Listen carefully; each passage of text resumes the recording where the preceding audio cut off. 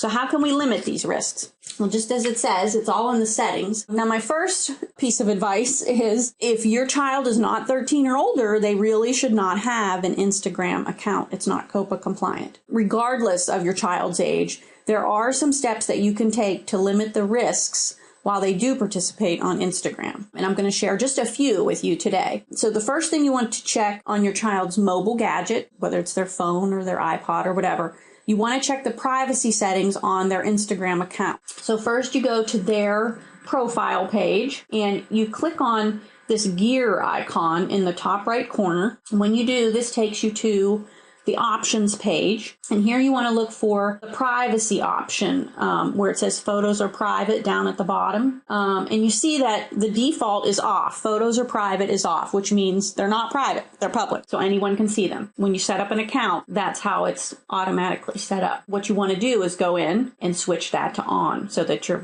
photos are private and people have to request. And so once you switch it to on, now only those who request permission will be able to follow you, will be able to like or comment on your photos. And I suggest, especially if your child is under 13, that you limit this number of followers to 5 or 6, maybe 10 at the most. So once they get requests and accept requests from 6 friends to follow them, that's their limit. That's it. No one else is allowed to follow them. And I would, as a parent, go in, take a look at their phone once in a while and monitor that they're sticking to that rule. What if your tween has been sharing on Instagram for a while now without the privacy setting in place? So you're just finding out about this. Now you're going to go in, put the privacy setting on so that people have to request to follow them. But what about all the people that have already started following them? Well, first of all, you may have to go back and do some deleting of comments, photos, etc., just manually deleting things. But also, what about all those followers that he or she gathered while, again, the profile was public? Well, it is possible to go back and block followers. So you just go to the undesirable followers profile page, and we're using Emily as our example, even though she's not an undesirable follower. And to get to someone else's profile page, so you tap the Explore button and you search for the account by typing in the person's name, or if you know their username on Instagram, you can type that in, and then you tap their name and it'll take you right to their profile like it is, like Emily's is here. And then you want to tap the button in the top right corner of the screen, that arrow up there in the top right corner.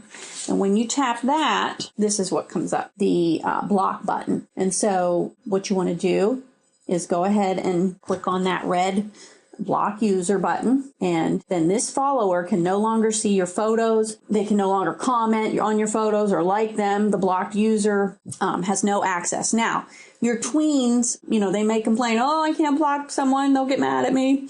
Well, the blocked user does not receive any kind of notification from Instagram when they've been blocked by someone. They're not going to know. It just means that your photos won't show up in their feed anymore. Now, some other things about blocking. If a user liked your photos before you blocked them, they won't be able to see your photographs in their photos I've liked after you block them. So that's a good thing. They won't be able to see things. There's always a but. The other thing to remember is, as I said earlier, after you block a user, their likes and comments will not be removed from your profile from earlier before you block them. If you want those comments gone and likes gone, you'll have to go in and manually delete. Now, one final thought, and this comes from a teacher that I follow on Twitter.